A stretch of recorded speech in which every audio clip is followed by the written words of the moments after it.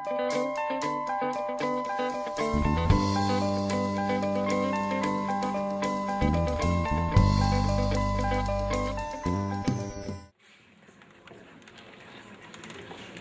bien, damas y caballeros, tengan todos ustedes muy buenas noches. Le damos la bienvenida al doctor Javier Martínez, intendente del partido de Pergamino, al doctor Lucio Tesón, presidente del Honorable Consejo Deliberante, legisladores provinciales, señores concejales, autoridades públicos presentes, tengan todos ustedes muy buenas noches.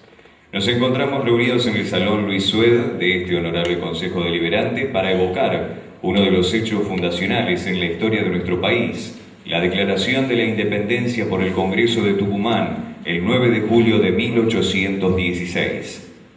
Inicia este acto del Bicentenario de la Independencia Nacional el doctor Lucio Tesón, que nos dirigirá unas palabras. Muy buenas tardes, muchísimas gracias, bienvenidos, como siempre digo, a esta Casa del Pueblo de Pergamino, al Honorable Consejo Deliberante, en este caso en una ocasión muy especial, casi dando comienzo a lo que van a ser los actos y las actividades en el marco de los 200 años de la declaración de nuestra independencia. Un hecho sumamente trascendental para nuestra historia, que también tuvo sus bemoles y sus cuestiones por estos pagos por Pergamino, en aquella sublevación de Fontezuela, que se diera en 1815, pero no me atrevo a hablar mucho de historia porque acá hay demasiados entendidos. Así que solamente dar la bienvenida al profesor Lázari que nos acompaña. Ahora Pablo va a hacer una breve reseña sobre su historial, sobre su trabajo, sobre su currículum, mucho lo conocemos.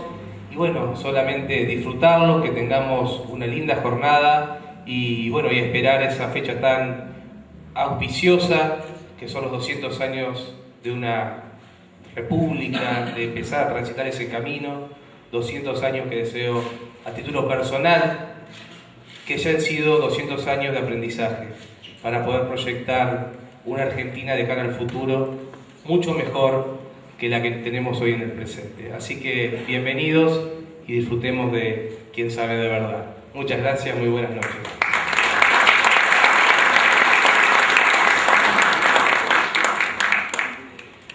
En esta ocasión tenemos un invitado especial, profesor Eduardo Lázari, quien preside la Junta de Estudios Históricos del Buen Aire, una organización no gubernamental de carácter multidisciplinario e integrada por profesionales de la arquitectura, la ingeniería, las letras y las artes. Nuestro invitado es un activo colaborador de nuestra historia nacional, colaboró en la planificación de los trabajos de restauración para la Basílica de San Francisco, en el casco histórico de la Ciudad de Buenos Aires, y actualmente es asesor histórico de la Cámara de Diputados de la República Argentina y de la Legislatura de la Ciudad de Buenos Aires. También participa como columnista en distintos medios gráficos y web, organiza visitas guiadas al cementerio de la Recoleta y visitas temáticas tales como Fundadores de la Patria, Héroes de la Independencia, Federales y Unitarios, Presidencias Argentinas, entre otras, todas de índole histórica. La Argentina se encuentra ante la encrucijada de enfrentar el futuro y para ello es indispensable abordar nuestra historia como ejemplo y experiencia como análisis y reflexión, como presencia y ausencia. Supo declarar y nos trae un desafío para la patria. Los desafíos del pasado, inspiración para el futuro, se denomina la charla que nos brindará esta eminencia de la historia. Nos complace recibir al señor Eduardo Lázari, más conocido como el historiador de Buenos Aires. Bienvenido.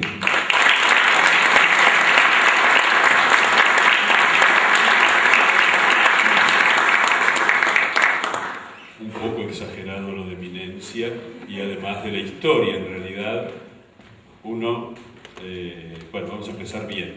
Quiero agradecerles que nos encontremos hoy aquí para charlar un poco de lo que fue el 9 de junio de 1816, que es la fecha más importante de la historia argentina.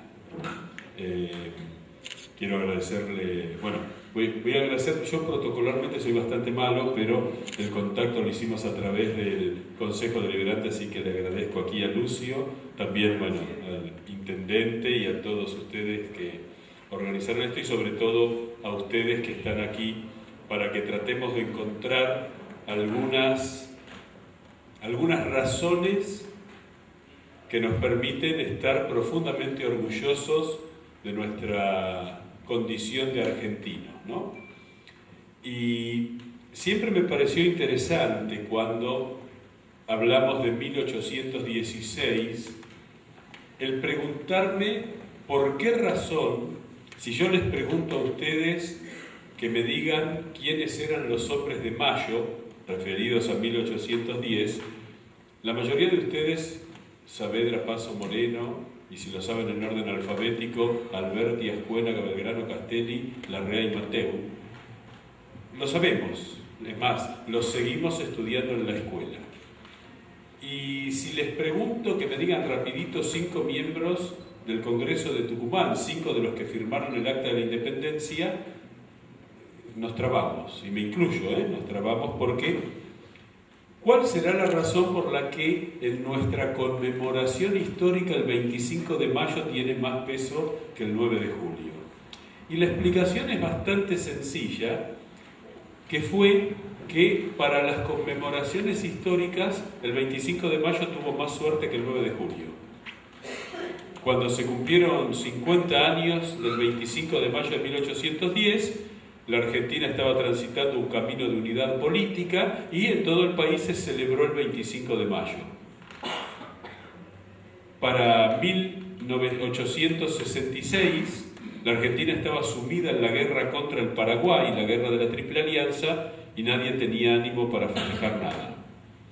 Cuando llegamos a 1910, la Argentina, que en ese momento era el 8º país del mundo en ingreso per cápita, después de Estados Unidos, el país al que más inmigrantes iban porque se lo consideraba uno de los mejores lugares del mundo para vivir, se celebró el centenario, que se celebró con más criterio que el bicentenario, porque lo celebró solo la Argentina, porque todos países que habían tenido revolución en el 10, por ejemplo Chile, por ejemplo el Ecuador, por ejemplo México, Venezuela, no festejaron esa fecha porque ellos volvieron a caer en manos del Imperio Español después.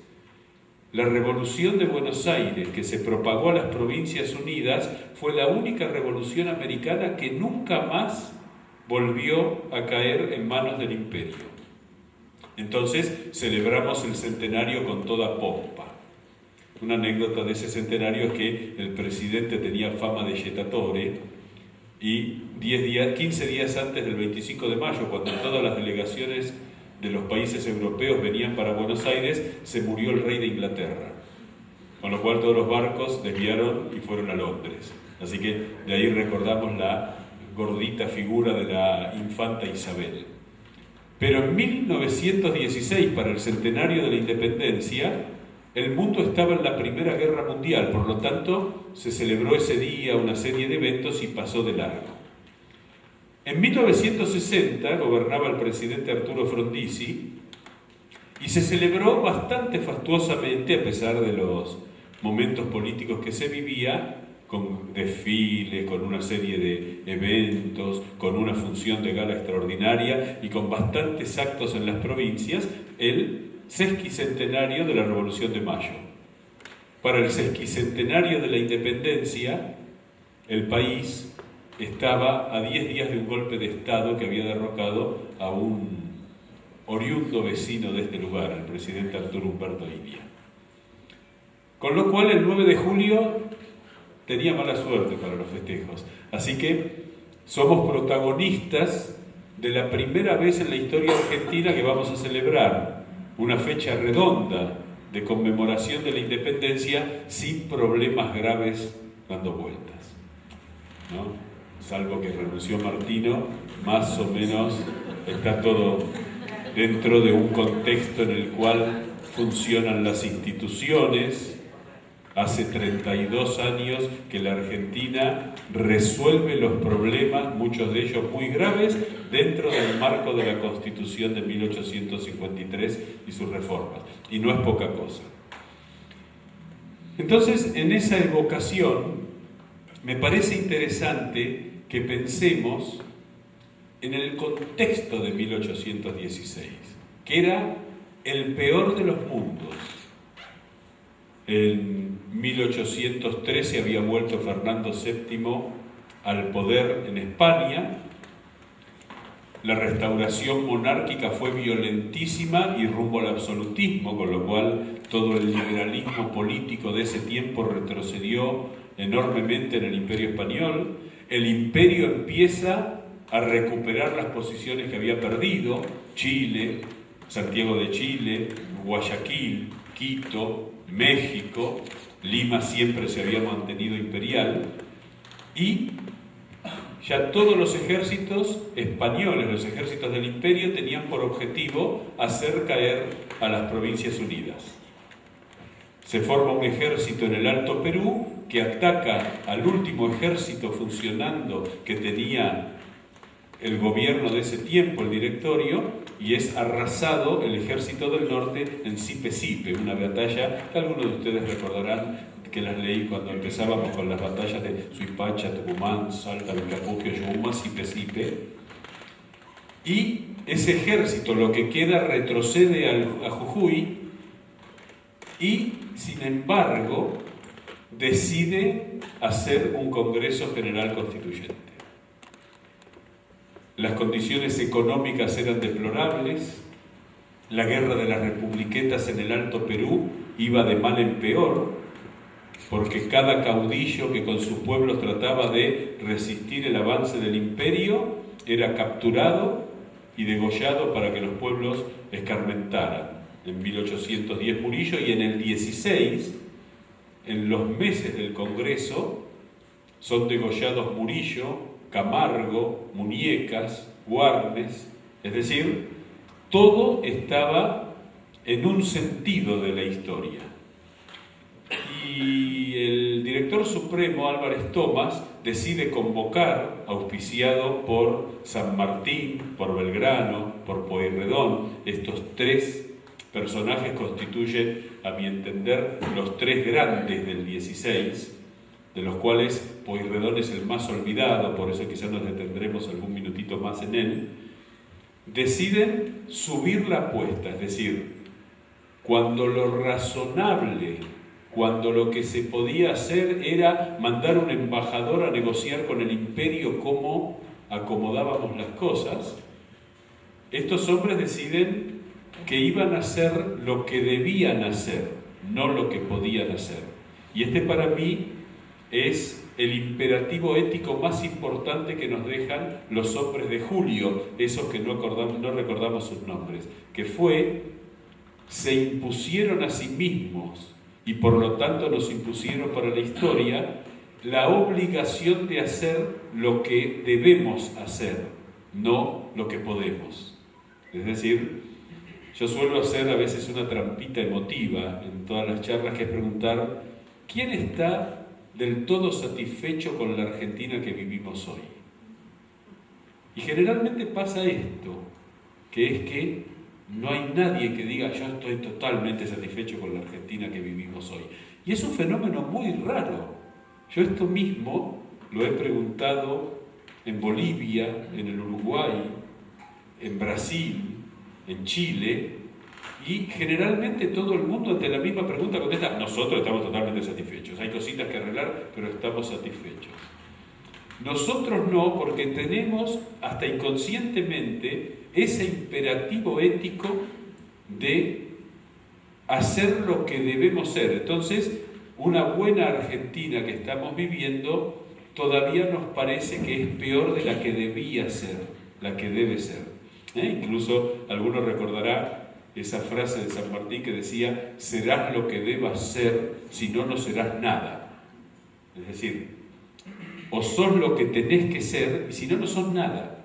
Que es una frase, imagínense, si nosotros a nuestros hijos, yo tengo una nena de 2 años y medio que va al jardín de infantes, agarro y le digo: serás lo que debas ser, nos dirían: la vas a mandar al psicólogo. Bueno, ese es el imperativo ético que en el 16 surge para los argentinos. Piensen ustedes que los diputados que pasaron por aquí, rumbo a Tucumán, los diputados porteños, que los recordamos: Juan José Paso, Esteban Gascón, Pedro Medrano, Fray Cayetano Rodríguez, un ilustre desconocido de nuestra historia extraordinario, y Antonio Sáenz, tardaron 2 meses y medio en llegar a Tucumán, que era lo que se tardaba habitualmente en un viaje común. Y se eligió San Miguel del Tucumán, que no era capital, que no tenía ningún valor especial para ser elegida, porque era la mitad del camino a Chuquisaca. Entonces, para que quedara en el medio, se la instaló allí. Los diputados de Chuquisaca también tardaron 2 meses y medio para llegar a San Miguel del Tucumán, que era una ciudad que tenía 2000 habitantes, muy austera, y que no había ningún salón no tenía ningún salón donde pudieran reunirse 33 hombres a discutir. Entonces salieron a buscar, encontraron una vieja casona que tenía unos 50 años de construida, es decir, ya bastante viejita, y que tenía una ventaja: 2 salas a continuación, que si se tiraba la pared del medio abajo, permitía un gran salón, que es lo único que conservamos de la casa histórica de la Independencia. El resto de la casa, yo sé que alguien va a sufrir un golpe en su corazón. Cuando vemos la casa de Tucumán, estamos viendo una reconstrucción hecha en 1940 para que recordemos la casa que no está. Y que, si yo les pregunto, seguramente todos ustedes recordarán que las maestras nos la hacían pintar de amarillo, las puertas y ventanas verdes y los techitos rojos. La casa siempre fue blanca, las puertas y ventanas siempre fueron azules desde el Congreso y las tejas eran marrones. Pero bueno, una licencia poética. Y aquí me detengo en ese detalle, que es que el Congreso mandó pintar las puertas de azul para que quienes pasaran delante de esa casa vieran los colores de la patria. Fue una decisión política que la casa tuviera ese color. Y cuando uno lee el redactor del Congreso, Fray Cayetano Rodríguez cumplía una función en el Congreso franciscano, que era redactar el periódico. Juan José Paso hacía las actas, pero Fray Cayetano Rodríguez era el que escribía para imprimirlo, para que los pueblos supieran lo que se discutía en Tucumán. Es decir, había un espíritu exageradamente democrático teniendo en cuenta el tiempo que se vivía. Ustedes saben que los historiadores a veces tenemos que ser un poco malos y plantear el contexto. No había mujeres porque era imposible que las hubiera. El mundo y la Argentina dentro de ese mundo hacía inconcebible que la mujer participara de una discusión así. Cuando Bernardino Rivadavia tuvo una larga discusión con Mariquita de Thompson, después escribe una carta y la elogia en manera desmedida. Es tan inteligente que parece un hombre. Imagínense si hoy uno tuviera una discusión acá entre los concejales, si algún concejal la elogiara así, alguna de las concejalas, termina en el INADI. Bueno, el elogio era que era inteligente como un hombre. Pongo estas anécdotas para entender el contexto. Esos diputados, bueno, Fray Cayetano, el redactor del Congreso, escribió a lo largo de los 4 años que funcionó cerca de 2.500 páginas que hoy Internet, que es una maravilla, nos permite entrar en un buscador, poner el redactor del Congreso y está microfilmado página por página. Si alguien se entusiasma, puede leer los 4 años en esas 2.500 páginas. Ustedes dirán, bueno, lean una para entender el espíritu. Yo me entusiasmé y las estoy leyendo todos los días. Quizá para reflexionar es que esa microfilmación la hizo una universidad de los Estados Unidos de América, que recopiló los mejores documentos de la América a lo largo del siglo XIX. Y aparece este. Nosotros todavía no la microfilmamos. O sea, a mí me parece que es bueno reflexionar, porque siempre, yo uso una frase que me la enseñó un amigo y que me gusta mucho, que es que el pez nunca ve el agua. Cuando uno está en la pecera, no ve el agua. Como nosotros estamos acá, no nos importa. De afuera, bueno, el tango triunfó en París y Messi en el Barcelona, digo, para poner ejemplos claros, y fíjense que con Messi todavía discutimos bastante, no voy a entrar en eso. Pero si no toco eso es como si no hubiera leído el diario de las últimas 3 semanas. Bueno, esos hombres que llegan a San Miguel del Tucumán es muy interesante porque conformaban una élite notable de ese tiempo en las Provincias Unidas. Eran de los pocos que sabían leer y escribir. Sobre más o menos una población que se calcula de 1.200.000 habitantes en todo el territorio de las Provincias Unidas, leían unos 20.000 habitantes. Leían y escribían. Y por eso fueron 17 abogados, 10 que estudiaron en Chuquisaca, 4 que estudiaron en Córdoba y 3 que estudiaron en Santiago de Chile, 13 curas, un franciscano, un dominico, 6 curas de Córdoba, 2 curas de Buenos Aires y un cura de también Charcas, y 3 militares. Porque las Provincias Unidas, que en realidad se reunían los que tenían algún interés, lo que antes se llamaban los vecinos, es decir, los jefes de familia que vivían en las ciudades, que tenían una propiedad y que tenían una profesión u oficio honorable. En Buenos Aires, 40.000 habitantes, 500 vecinos que participaban en los cabildos, eligieron a los mejores. Y esos fueron los que se reunieron en San Miguel del Tucumán, que discutieron con la probablemente más amplia libertad que un cuerpo deliberativo tuvo en la Argentina en su historia, y que ese es otro legado.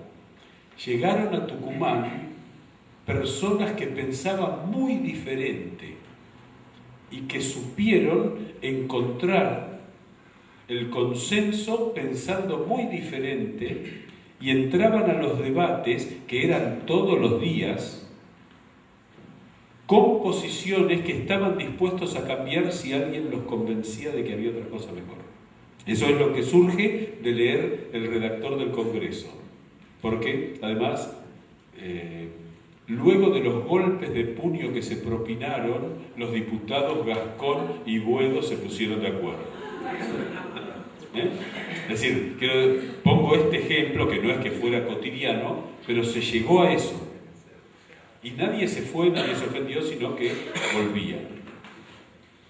Y empiezan a discutir, y esto es muy interesante porque entraban todos los diputados, proponían todos los temas y se discutía cualquier cosa.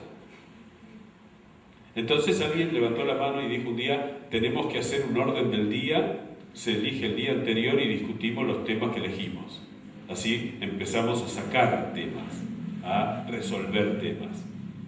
Y algo que el Congreso de Tucumán también nos enseña, que ha sido una característica de la Argentina, que nos permite no escandalizarnos demasiado con algunas cosas que pasan en el presente o que ocurren en el presente, pero que es algo que tenemos que tomar como un vicio, es que en pleno proceso donde había que unificar fuerzas, hubo grupos que se dedicaron a promocionar o a promover las grandes discusiones internas.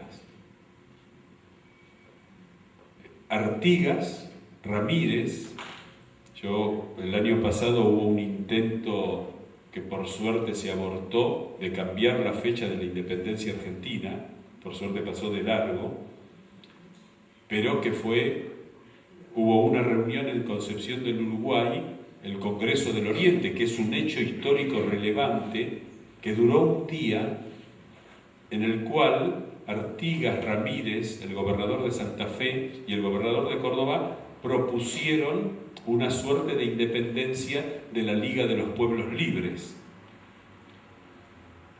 Y es bueno reflexionar que los hechos históricos, los historiadores tenemos muchas veces la tentación y nos tientan a analizar como si fuéramos historiadores del presente lo que está pasando ahora.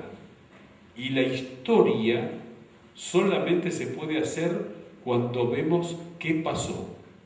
Hechos que nosotros protagonizamos y que creemos históricos, a los 3 años no nos acordamos.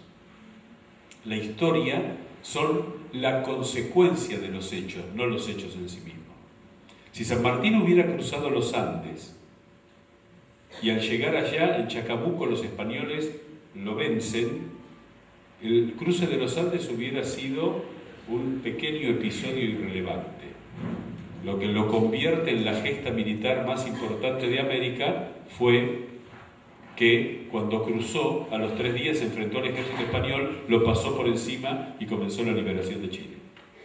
Entonces, tenemos que hacer ese esfuerzo, y del Congreso de Tucumán, volviendo a lo que charlábamos antes, no participan Santa Fe, no participan Entre Ríos, Corrientes y la Banda Oriental. Córdoba, sí, se da vuelta, por decir así, mira hacia el otro lado y dice, no, hay que participar porque lo de Tucumán es bastante serio.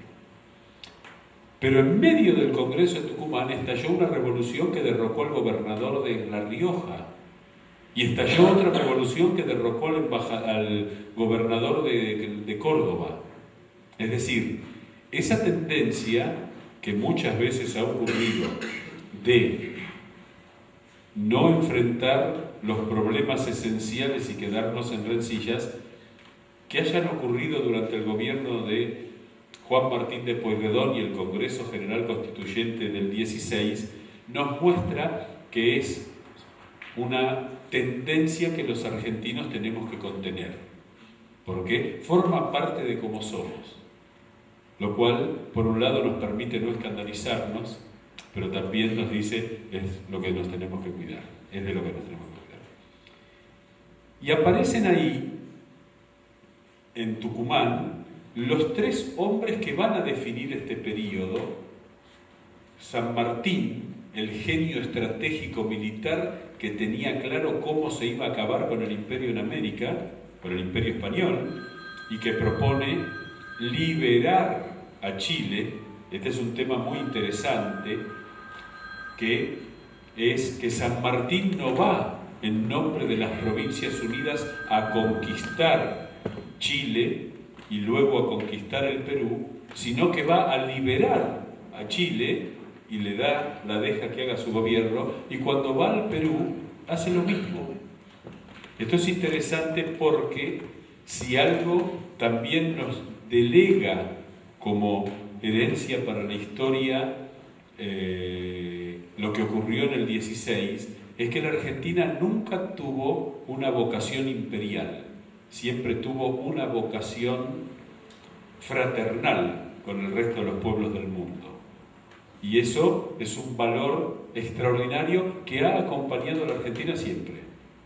Han aparecido ahora unas cartas que en 1914 Gran Bretaña le propuso al presidente argentino, Victorino de la Plaza, recuperar la integridad territorial argentina. Entonces, si la Argentina pasaba a formar parte de los países que atacaban a Alemania, es decir, a la Triple Entente por parte de la Triple Alianza, era otra, la Argentina podía recuperar el Uruguay y el Paraguay. Y el presidente argentino, azorado, le contestó que no entendía de qué le estaba hablando. Si el Paraguay, el Uruguay, y agrega por las dudas se le ocurriera a los ingleses, Bolivia, eran naciones hermanas que habían nacido del mismo, habían sido paridas en el mismo momento. Digo, imagínense quizá a otros países proponiéndole lo mismo, como agarraban viaje rápido. Bueno, eso es herencia de una forma de ver las cosas. San Martín presiona terriblemente para que se declare la independencia, porque él no estaba dispuesto a seguir adelante con una guerra que si no era por un país libre e independiente, era ni más ni menos que una guerra civil para ver qué forma de gobierno le dábamos a una tierra. Que es cuando San Martín dice aquella maravillosa frase: no voy a desenvainar la espada para pelear entre hermanos. lo que a veces los historiadores, como quedan lindas las frases, no las contamos completas, es que después decía, por lo tanto, lo primero que tenemos que ser es dejar de ser hermanos de los españoles para poder seguir con la guerra adelante.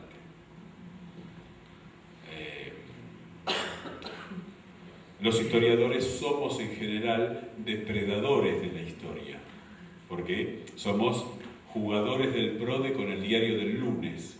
Entonces, ordenamos procesos caóticos y ahí hacemos órdenes según nuestra visión, no con el orden de los hechos. Así que, digamos, no hablo mal con esto de otros historiadores, sino que todos hacemos lo mismo.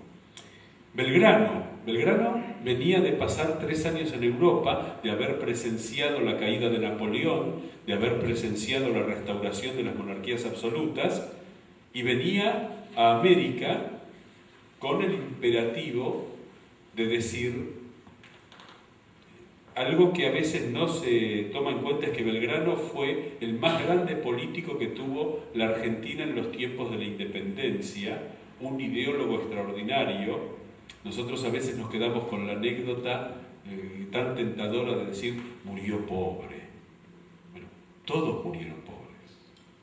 Belgrano se notaba más porque era un hombre de fortuna, pero San Martín vivió 15 años en Europa porque lo mantenía un amigo. Y de los hombres de Tucumán, hubo solo 2 que esquivaron la pobreza, que fueron Fray Justo Santamaría de Oro, que llegó a ser obispo, el obispo Colombres, que se dedicó al azúcar, eran 3, perdón, y Tomás Godoy Cruz, el gran brazo político de San Martín en el Congreso, que los últimos años de su vida se dedicó, después de ir a la India, una cosa muy rara, a criar gusanos de seda en Mendoza. Y vivió de eso, ¿no? Cosas, pequeñas anécdotas que son inolvidables. La cuestión es que Belgrano viaja primero a Buenos Aires, allí se comunica rápidamente con San Martín, a quien había conocido 2 años antes, y se habían puesto de acuerdo rápidamente porque en realidad pensaban lo mismo, y viaja a Tucumán. Y el tercer grande, Juan Martín de Pueyrredón, que fue elegido diputado por San Luis, siendo porteño, y no había vivido nunca en San Luis.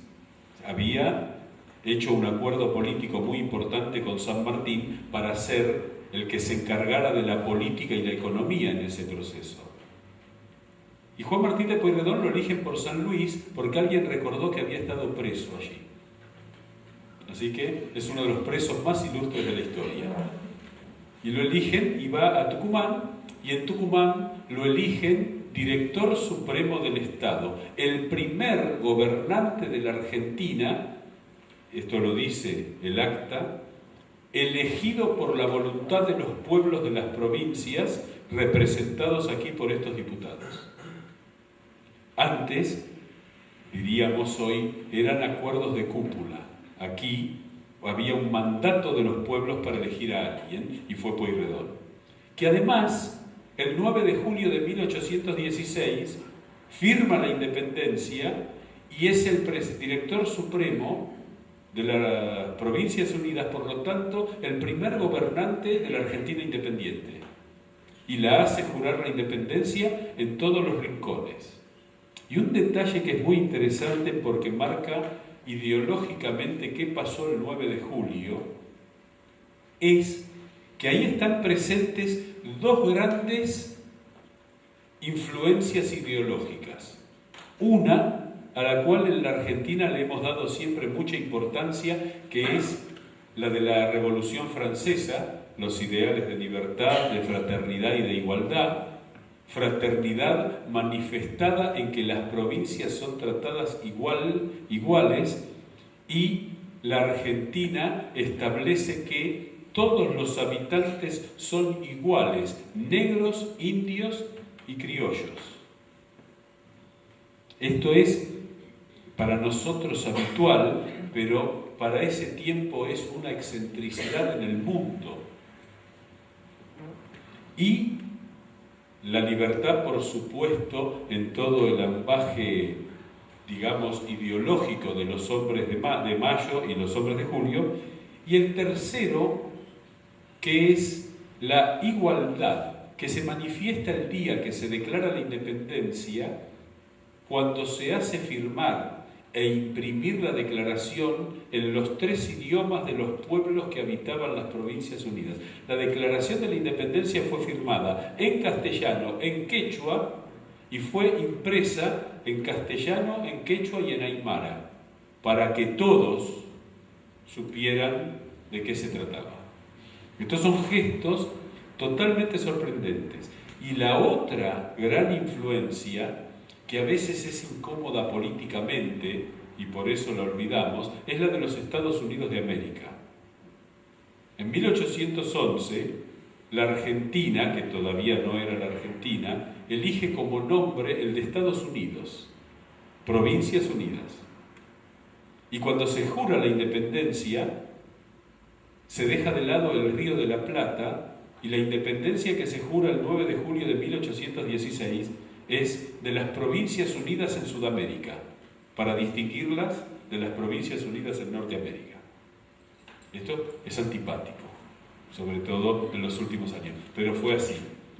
Y en Estados Unidos, desde Estados Unidos, Martín Thompson, que fue el marido de Mariquita, la que pensaba como un hombre, Martín Thompson fue enviado como delegado diplomático a los Estados Unidos y desde allí envió una enorme cantidad de libros que fueron discutidos en San Miguel del Tucumán y que son la base del pensamiento federal argentino, porque también llega a manos de José Gervasio de Artigas, que es un personaje apasionante, que llegan de Estados Unidos, ejemplares de la Declaración de la Independencia de Estados Unidos, llegan ejemplares de la Constitución de los Estados Unidos y llegan varios tomos de El Federalista, el libro que dio origen al pensamiento federal. Para no entrar en demasiada crisis, porque en realidad tenemos una relación muy ambivalente con Estados Unidos y en los últimos tiempos demasiado exagerada, a mi entender. Estados Unidos era un experimento raro que llamaba la atención y que por eso se estudiaba. Era la única república del mundo y además era el único país independiente de América moderna. Haití había declarado su independencia y rápidamente, cuando apareció Napoleón, volvieron a Francia. Entonces se lo estudiaba como un experimento, no como algo a seguir. Pero es interesante ver eso allí. Y la Argentina comienza a diseñar en 1816, yo comencé diciéndoles que el 9 de julio de 1816 era el día más importante de la historia. Y quiero fundamentarlo diciendo dos cosas. El 25 de mayo de 1810, en la Argentina, en Buenos Aires, se produce la revolución que da lugar a la primera junta, que es un proceso muy parecido al que había pasado en España cuando Fernando VII cayó, y muy parecido a lo que pasa en toda América. Montevideo crea su junta, Chuquisaca crea su junta, Chile, en el Ecuador, en México, es decir, el movimiento juntista fue bastante parecido y muy rápido en el mismo momento. Es decir, el 25 de mayo es en el sentido de la corriente de la historia. No habría 9 de julio si no se hubiera producido el 25 de mayo. Pero el 9 de julio, esos primeros argentinos se plantaron en contra del sentido de la historia. No fue nada sensato declarar la independencia el 9 de julio de 1816. Todo estaba en contra. Y sin embargo, estos hombres se plantaron e hicieron lo que había que hacer, en contra del sentido de la historia. Si no hubiera existido el 9 de julio de 1816, el 25 de mayo no hubiera tenido sentido. Y ahí nació un país, el primer país que surge del Imperio Español Americano, que tuvo momentos extraordinarios, momentos terribles, crisis espantosas y momentos maravillosos. Pero que desde ese día decidió ser un país. Por eso, los historiadores tenemos siempre la tentación de decir qué hubiera pasado si no hubiera pasado tal cosa, y es lo único que juramos nunca hacer, porque no sería serio. Pero sí podemos decir que cuando en 1820 se disuelve el gobierno central y luego de la guerra contra el Brasil en 1827 comienza, sobre todo a partir del fusilamiento de Dorrego, comienza esa guerra civil que va a terminar 33 años después, en la batalla de Pavón. Es decir, no fue un periodo pequeño, fue un periodo con una guerra civil de distintos grados de intensidad, pero que muestran algo en lo que vamos a estar todos de acuerdo. Esa pelea duró 33 años porque todos estaban convencidos de que lo único posible era la Argentina. Estaban totalmente en las antípodas respecto de qué iba a ser la Argentina, pero todos estaban de acuerdo en que era la Argentina, porque en algún momento, 1831, uno piensa, ¿y por qué Buenos Aires, Corrientes, Entre Ríos y Santa Fe, que firman el Pacto Federal, no arman un país federal y dejan que los otros que habían firmado al mismo tiempo la Liga Unitaria, que eran el resto de las provincias? Acá hago un pequeño paréntesis, siempre en las escuelas nos han enseñado y escuchamos muchas veces decir que Buenos Aires era centralista y unitaria, y Buenos Aires toda su historia fue federal, y los unitarios eran las provincias. Pero esta es una maldad que digo acá en Pergamino. Pero digo, es muy interesante porque es un lugar común en el que no hay que caer en la tentación fácil de discutir. Buenos Aires siempre fue federal y centralista, que es otra cosa. La cuestión es que hubo una guerra civil porque unos y otros es como los hermanos que se pelean, que no pueden vivir. Vieron que esas familias que uno dice, pero ¿por qué no se separan? Matrimonios, y porque no pueden vivir si no es dentro de esa tensión. Los argentinos tenemos algo de eso. Y me gustaría, como para ir completando, me gustaría mucho desde ya, espero que me hagan preguntas. Nunca entendí estas charlas como una conferencia magistral, ni mucho menos. Pero como para ir cerrando, hay algo que es muy interesante decir, y que es que esos hombres que se reunieron, esos 33 hombres que se reunieron en Tucumán, en San Miguel del Tucumán, tuvieron en claro, e insisto con esta idea, en hacer no lo que podían, sino lo que debían. Y eso para los argentinos ha sido, y voy a usar una terminología que se usa mucho en estos días, estableció un imperativo ético, una vara muy alta, porque nosotros no nos podemos conformar. Y eso, a lo largo de la historia, si ustedes aplican esta suerte de modelo, van a ver que siempre fue así.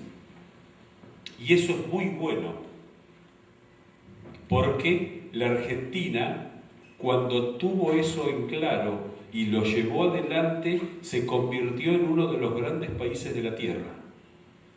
Y aún hoy, hasta el mundo se pregunta por qué la Argentina no es uno de los grandes países de la Tierra. Simplemente porque a veces perdemos el rumbo, los argentinos. Yo en esto soy absolutamente inclusivo y democrático, no es un problema de los dirigentes, que además ahora cada vez tenemos menos excusas porque los votamos y los votamos y los votamos y los votamos, así que no hay otra alternativa que asumir nuestra responsabilidad, aunque por supuesto el cargo que alguien ocupe o no le otorga un grado de responsabilidad diferente, pero la construcción social política de la Argentina es una construcción colectiva. Esos hombres pusieron una vara que nos ha generado imperativos éticos que tenemos que tener en cuenta.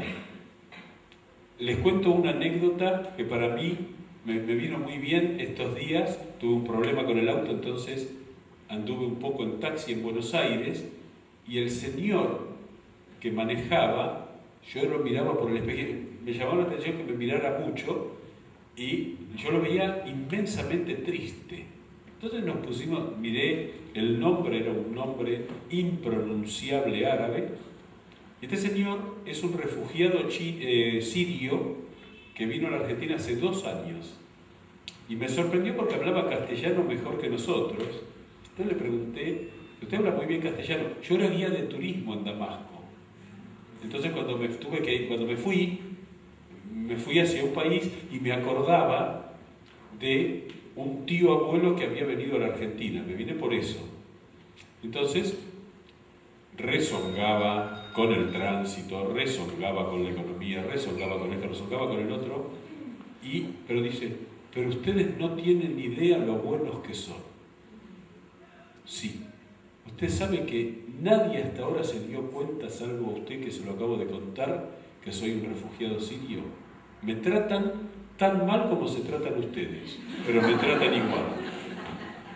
Y me pareció tan extraordinariamente sintético de lo que la Argentina es, que me parece una anécdota que valía la pena contarla aquí.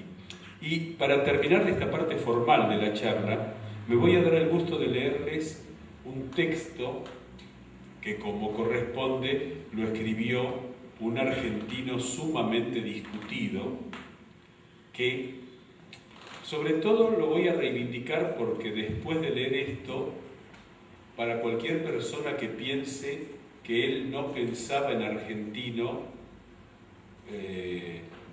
va a cambiar su opinión. Borges, para el 9 de julio de 1966, para el sesquicentenario, escribió esta oda. Nadie es la patria, ni siquiera el jinete que, alto en el alba de una plaza desierta, rige un corcel de bronce por el tiempo, ni los otros que miran desde el mármol, ni los que prodigaron su bélica ceniza por los campos de América, o dejaron un verso o una hazaña, o la memoria de una vida cabal en el justo ejercicio de los días. Nadie es la patria, ni siquiera los símbolos. Nadie es la patria, ni siquiera el tiempo cargado de batallas, de espadas y de éxodos, y de la lenta población de regiones que lindan con la aurora y con el ocaso, y de rostros que van envejeciendo en los espejos que se empañan, y de sufridas agonías anónimas que duran hasta el alba, y de la telaraña de la lluvia sobre los negros jardines. La patria, amigos, es un acto perpetuo, como el perpetuo mundo. Si el eterno espectador dejara de soñarnos un solo instante, nos fulminaría, blanco y brusco relámpago, su olvido. Nadie es la patria, pero todos debemos ser dignos del antiguo juramento que prestaron aquellos caballeros de ser lo que ignoraban, argentinos, de ser lo que serían por el hecho de haber jurado en esa vieja casa. Somos el porvenir de esos varones, la justificación de aquellos muertos. Nuestro deber es la gloriosa carga que a nuestra sombra legan esas sombras que debemos salvar. Nadie es la patria, pero todos lo somos. Arda en mi pecho y en el vuestro incesante ese límpido fuego misterioso. Jorge Luis Borges. Muchas gracias.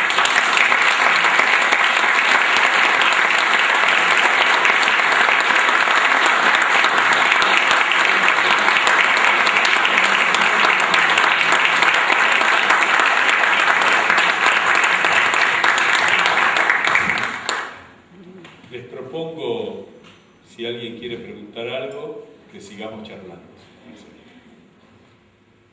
Sí. ¿Cuánto duró el Congreso de San Miguel de Tucumán? Perfecto. Me pregunta aquí la dama, ¿cuánto duró el Congreso de Tucumán? Ustedes saben que los historiadores tienen un placer secreto por romper lugares comunes y sobre todo descubrir errores de otros historiadores. Dedicamos cerca del 80% de nuestra vida a eso. El Congreso General Constituyente empieza en San Miguel del Tucumán, una fecha que es compleja para recordar, el 24 de marzo. Fíjense cómo después la acción de los hombres y la historia a una fecha gloriosa le cambia totalmente el sentido. Hoy uno dice 24 de marzo y nadie piensa en Tucumán. Sesiona 1 año y 2 meses en Tucumán y se traslada a Buenos Aires, porque en Buenos Aires hay un dato interesante: el Congreso en Tucumán declara a Buenos Aires cabeza del Estado. Es la primera vez que se nombra a Buenos Aires capital jurídica en los tiempos independientes. Y finalmente porque el Congreso General era constituyente, pero también era legislativo. Entonces se lo traslada. Si han ido a Buenos Aires alguna vez y han visto la casa central del Banco de la Provincia, allí estaba la sede del consulado, que fue donde sesionó el Congreso General Constituyente en Buenos Aires. Y deja de funcionar a principios de 1820. Duró 4 años y lo que provocó su cierre es que firmó una constitución que tenía una trampita legal, que era una constitución unitaria que le pedía a las provincias firmar su propia disolución. Pero hasta que la última provincia no aprobara eso, la constitución no entrara en vigencia. Como la ley de coparticipación federal actualmente, que la tienen que aprobar todas las provincias, porque una no la apruebe, no hay ley. Y entonces las provincias del interior empezaron a aprobar la Constitución y hubo una gran rebelión en Buenos Aires y en Santa Fe. Y entonces la Constitución, digamos, fue tan rechazada en algunos lugares que provocó la pérdida de prestigio del Congreso y finalmente todo termina cuando Estanislao López y Francisco Ramírez atacan al director supremo Rondó, acá nomás, en Cepeda, eliminan el poder del director supremo, no hay más director supremo, y Estanislao López comete uno de los sacrilegios más graves de la historia. Ató el caballo en la pirámide de Mayo. Parece una soncera, pero para los porteños ahí fue la primera vez que se usó en la guerra civil de los argentinos y en el léxico político argentino la palabra bárbaros, porque no respetaron al símbolo sagrado de la pirámide, ¿no? A veces los símbolos tienen más peso que en otros tiempos, pero duró 4 años el Congreso.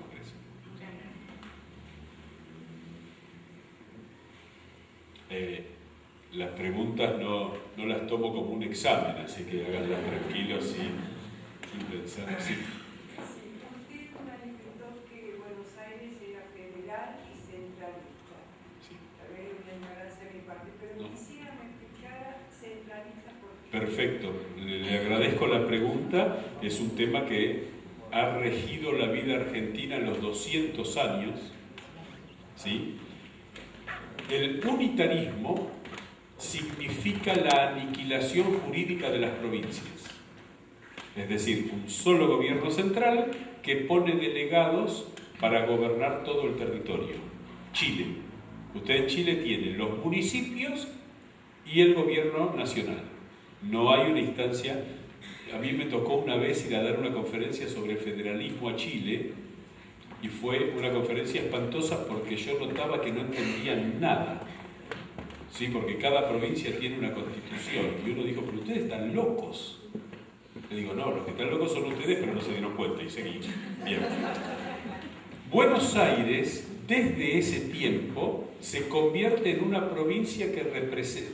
Es decir, Buenos Aires, al manejar la aduana, que eran los únicos ingresos públicos, se empieza a ser una provincia rica. Y las provincias del interior se empezaron a empobrecer, ¿sí? Sobre todo a partir del 20. Entonces, Buenos Aires siempre, digamos, la Argentina se mantuvo a lo largo del tiempo desequilibrada. Hoy la provincia de Buenos Aires tiene, sumada a la capital federal, el 40% de la población argentina, igual que en 1840. O sea, la proporción siempre fue igual. No es que Buenos Aires creció más que el resto, sino que se mantuvieron las proporciones. Y el centralismo es que, como Buenos Aires siempre fue la gran generadora de recursos, el manejo de los recursos hizo que el poder central tuviera un poder de ordenamiento de lo que, del orden, digamos, de un ordenamiento del orden, perdón, un ordenamiento político del país bajo su control. Y la gran paradoja es que generalmente los gobiernos centrales, los gobiernos federales argentinos han sido mucho más centralistas cuando han sido conducidos por gente de las provincias que cuando han sido conducidos por porteños. Que eso es un tema que es medio tabú, pero a lo largo de la historia, por eso, lo digo acá en Pergamino, pero no lo diría en otros lugares del país, por eso desde el 83 la provincia de Buenos Aires está brutalmente castigada en términos fiscales, ¿no? Porque hay una sobrerepresentación política de las provincias chicas en la Cámara de Diputados. Ahora hay un proyecto que va a hacer mucho lío, pero hay un proyecto para declarar inconstitucional la proporción de diputados del país, porque están contra la Constitución.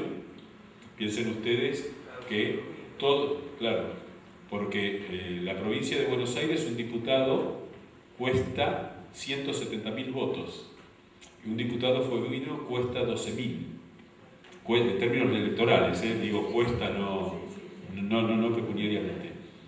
Y eso, la Constitución dice que los diputados son de las naciones en proporción a la población en términos equilibrados, y además dice que, lo dice la Constitución, un hombre es un voto, cosa que no es verdad.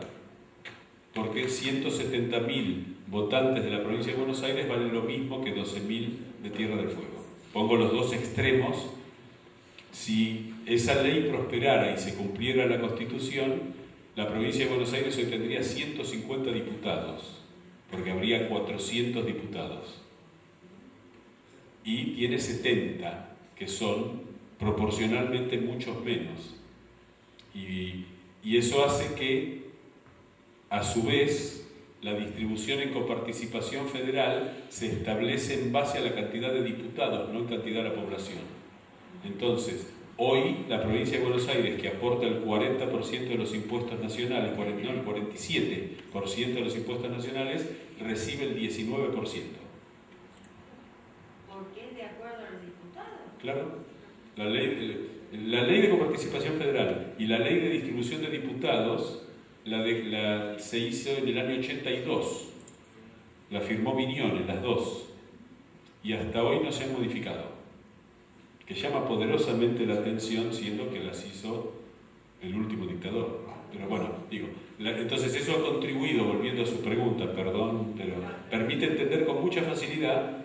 Por eso yo discuto mucho, incluso cuando algún periodista usa, y en términos políticos se usa mucho, la idea de que la Argentina es unitaria como nunca. No es unitaria en absoluto, porque el poder federal tiene el manejo de la negociación con todas las provincias.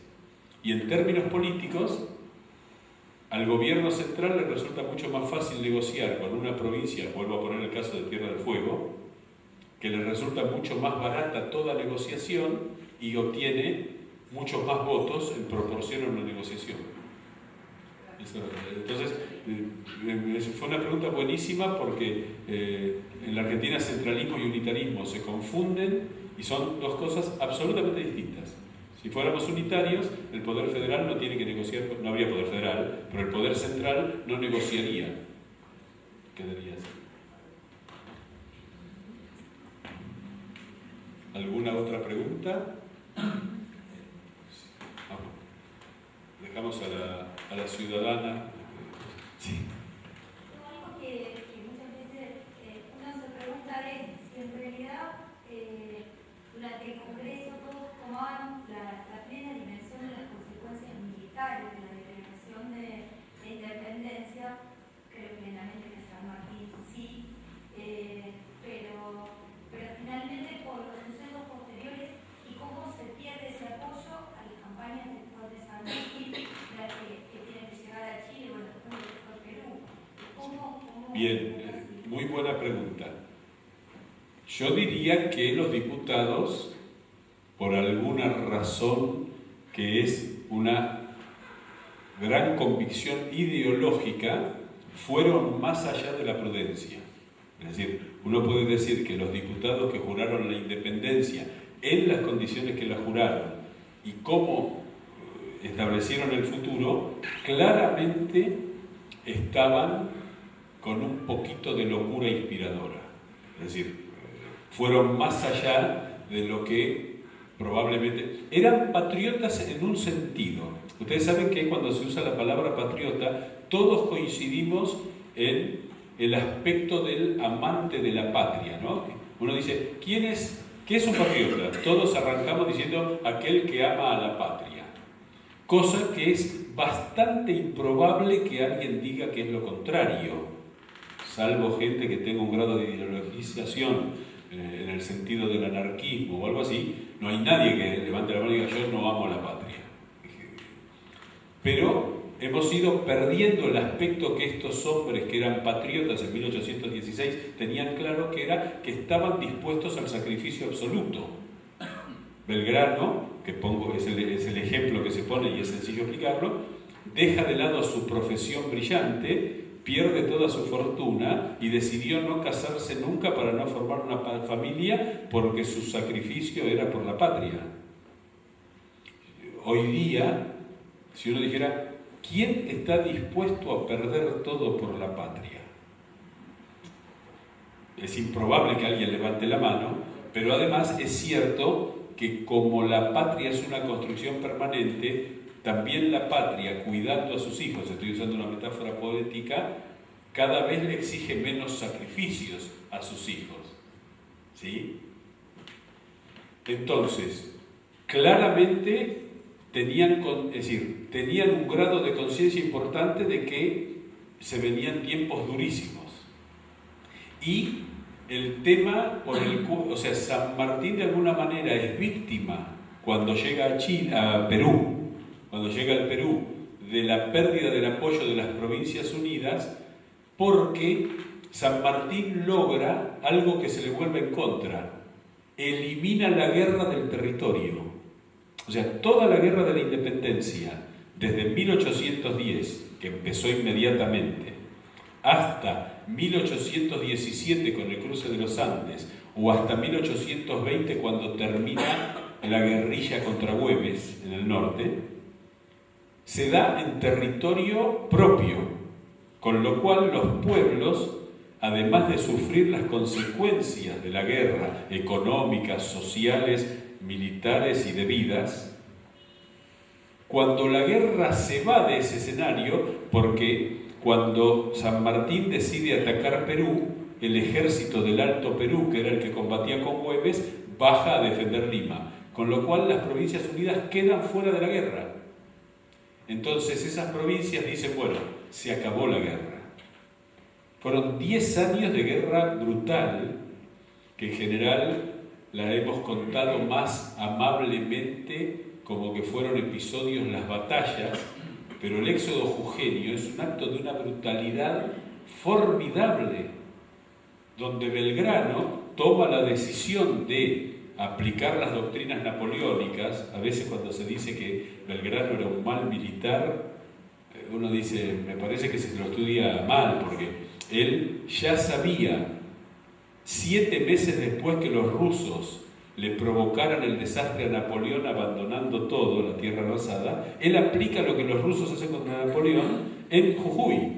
Y una cosa que no se cuenta es que Belgrano ordena el abandono de Jujuy y la mitad de Jujuy le dijo que no abandonaba. Belgrano tomó a los 4 jefes de las familias más notables que habían rechazado la idea de abandonar Jujuy, los fusila en la plaza y los cuelga para que todos vean lo que les pasa a los que no siguen a la patria. Esto no se cuenta porque Belgrano era buenito. Pero, digamos, Belgrano en los momentos que tuvo que ser duro lo fue. Cuando San Martín retira la guerra del territorio, los pueblos se alivian y se olvidan de la guerra. Lo más cercano a esto, que todavía nos carcome la conciencia, fue la guerra de Malvinas. En la guerra de Malvinas, los que vivían enfrente, es decir, los fueguinos, los santacruceños, los chubutenses y los rionegrinos, vivieron la guerra como la vivían en Inglaterra antes de los bombardeos alemanes. Yo la viví en Buenos Aires. En mi caso personal fue conmocionante por una serie de razones, pero Buenos Aires la vivía como el relato literario de la batalla de Maipú. Era algo que no nos llegaba. Si hubiera caído un cohete o una bomba perdida de los británicos en Buenos Aires o en Mar del Plata, la cosa hubiera sido... Y ahí hay una anécdota terrible para entender este concepto, que la pregunta fue muy buena. Durante la guerra de Malvinas, Shell le proveyó combustible a la flota británica, partiendo de los puertos argentinos. De Campana salían, de Dock Sud, que era la destilería de Shell, salían los barcos para, en plena guerra, proveer a la flota británica, porque el gobierno argentino no quiso repudiar el tratado firmado en 1825 para negarse a hacer eso, por el temor a que eso significara represalias sobre el territorio continental de la flota británica, que en ese momento estaba frente a Mar del Plata. Frente a Mar del Plata a 1000 millas, digo, pero para ubicarnos geográficamente. Entonces, en ese contexto, uno, digamos, por un lado, uno siente un cierto alivio de esa idea de no vivir la guerra cuando uno no está en la guerra. Y San Martín termina castigado, llega totalmente debilitado a la entrevista de Guayaquil. Otro día podemos hablar de Bolívar, que sí tenía una visión imperial, ¿no? Pero cuando la guerra se va del propio territorio, los pueblos tienden a vivir. De hecho, asume Martín Rodríguez, gobernador de Buenos Aires, y Rivadavia, en un discurso, siendo ministro de gobierno, dice: llegó la era feliz. Acabada la guerra, en nuestro territorio, ahora hay que empezar a prosperar. Y Buenos Aires y Córdoba. Es decir, que se olvidara Buenos Aires era mucho más simbólico, porque Buenos Aires era el verdadero apoyo. El Ejército de los Andes lo banca en términos económicos en un 77%. Del dinero que recibe San Martín para hacer el Ejército de los Andes, el 77% fue desde Buenos Aires, enviado por Pueyrredón. Entonces, el golpe fue, cuando Buenos Aires se corre, el golpe fue feroz, pero se corre la banda oriental, se corre Entre Ríos, se corre, es decir, empieza esa suerte de escenario de guerra civil. Así que muy buena pregunta. Tiene que ver con cómo los pueblos viven los momentos históricos, ¿no? Y por supuesto sus dirigentes, en ese momento gobiernos mucho más elitistas que lo que tenemos hoy. Usted me hizo hacer una pregunta. Sí, los efectos o consecuencias del Congreso y de la relación en América Latina. Bueno, eso produjo, buena pregunta. Una aclaración importante para ese tiempo es que no existía el concepto de América Latina. El concepto era geográfico. Estaba la América del Norte, la América Central, la América del Sur. Y en ese momento pasan dos cosas. Bolívar ordena, por ejemplo, que los ejércitos a su mando canten el himno nacional argentino. Es decir, ese grito de 1816 fue como decir, ese es el camino. Y después empiezan como reguero en el 17 y 18 los países que reconquistan cierto manejo del territorio a declarar su independencia, ¿no? Que culmina con, bueno, San Martín en el 18, Chile, en el 21 el Perú. Eso es muy impresionante. Así como la... Sí. ¿Y esto en qué año estamos hablando? 1816. El himno nacional argentino lo escribe Vicente López en el 13, que es una marcha militar. Nosotros hoy cantamos una mazurca española, pero el himno era "O inmortales el grito sagrado, libertad, libertad, libertad. Oíd el ruido de rotas cadenas, ve del trono a la noble igualdad", porque era una marcha militar para que los soldados fueran metiéndose en la cabeza la idea de los ideales guerreros y la hazaña. Se habla, el himno, acá debe haber muchos de ustedes que en el colegio estudiaron todo el himno y lamentablemente no se hace. Yo me lo tuve que estudiar completo porque para jurar la bandera en prometer la bandera en cuarto grado, en la ceremonia era que nos recitáramos de memoria se levanta en la faz de la tierra una nueva y gloriosa nación, coronada a sus 7 laureles y a sus plantas rendido un león. Ambas piedras, Salta y Tucumán. Bueno, ese es un ejercicio que les voy a proponer para el 9 de junio.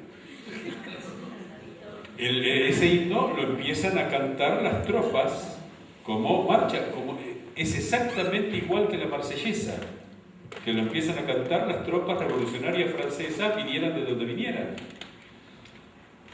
El himno, un detalle que es importante para enorgullecernos, nuestros símbolos nacionales, que son 4, solamente hay 10 países en el mundo que tienen 4 símbolos nacionales, porque todos los países tienen un escudo, una bandera y un himno. Pero solo 12 países tienen una escarapela, que es un símbolo nacional que pueden portar los ciudadanos. Esto tampoco lo entendieron en Chile. La charla esa que yo les comenté, la di el 30 de mayo del 2010. Así que yo me había propuesto todo el mes de mayo ir con la escarapela. Entonces vino un chileno y me preguntó, ¿qué es eso que tiene ahí? Esto es la escarapela, nuestro símbolo nacional. ¿Cómo un símbolo nacional que pueden tocar los ciudadanos? Sí, en la Argentina hay un símbolo nacional que todos los ciudadanos podemos portar del lado del corazón. Esto lo determinó la Asamblea del año 13, esto que hacemos nosotros cotidianamente. Y él me decía, no puede ser, no entendía. Entonces, terminado el Congreso, que era el 1 de junio, yo me saqué la escarapela y se la regalé. Y fue el método más efectivo que tuve para ver llorar un chileno, porque se puso a llorar desconsoladamente de alegría, porque entendió que era un gesto gigantesco. Y nosotros nos ponemos la escarapela con una naturalidad que pocos pueblos del mundo lo tienen. Nuestros símbolos nacionales, 3 del año 13, escudo, escarapela e himno, y uno del año 17, que es la bandera como símbolo nacional, que la jura y la declara el Congreso de Tucumán, son los más antiguos de América. ¿Sí? Hombres de mayo entendemos, cuando decimos hombres de julio no suena. Bueno, esos hombres de julio miraron de frente a la historia que se les venía encima, se plantaron y empezaron a caminar para allá, que es el otro gesto valioso del 9 de julio. El 9 de julio, desde el 25 de mayo la Argentina miraba para atrás, todo iba dando pasos para dejar atrás su historia, o sea, era una mirada hacia atrás. Y el 9 de julio, bueno, ahora es esta mirada hacia adelante. Y es un enorme motivo de orgullo que en 3 días más estemos celebrando 200 años de la independencia. Les quiero recomendar 3 acciones para hacer el 9 de junio. Una, entran en cualquier buscador de internet y ponen acta secreta del 6 de junio. Acta secreta del 6. Una paradoja del Congreso de Tucumán es que las actas de las sesiones públicas se perdieron. Piensen ustedes que este salón es un poquito más del doble de la Sala de la Independencia. Y sin embargo, había atrás una baranda, por una puertita entraba el pueblo a escuchar lo que discutían. Es decir, este concepto que tenemos de que el pueblo puede presenciar las discusiones de sus representantes, también ya empezó en el 16. Y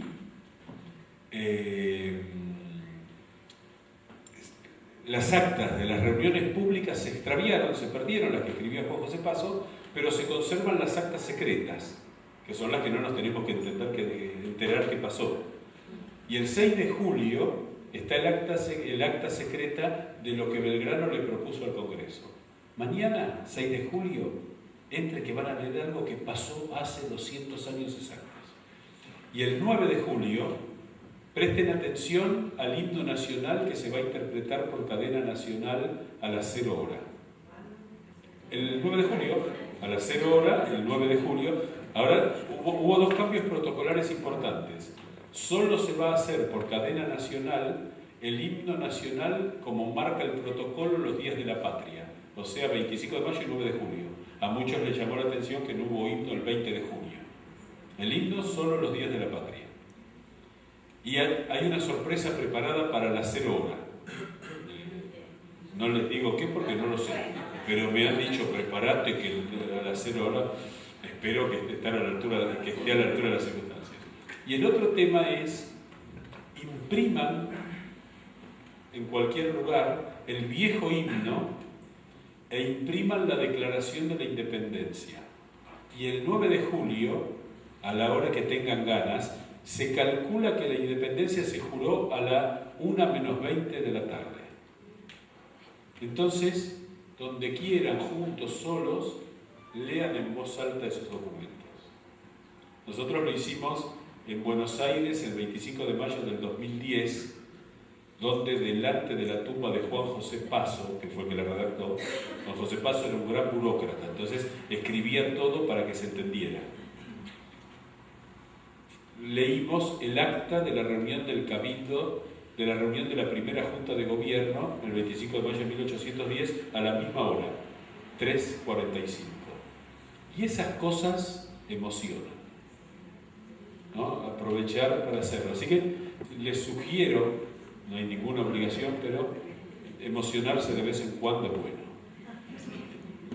Bueno, muchas gracias.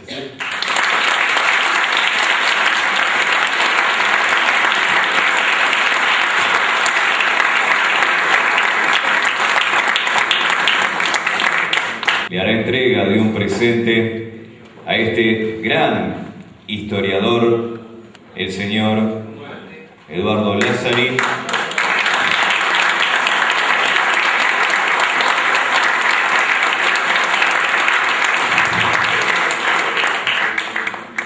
Yo tomo mate, así que me viene muy bien.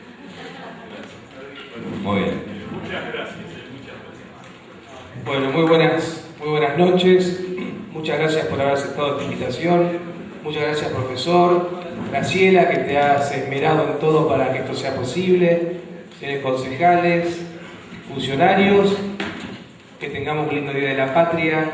Y bueno, y a veces es bueno un poco refrescar la memoria y tener el lujo de contar con una personalidad de tamaña sabiduría. Así que bueno, muchísimas gracias. Buenas noches.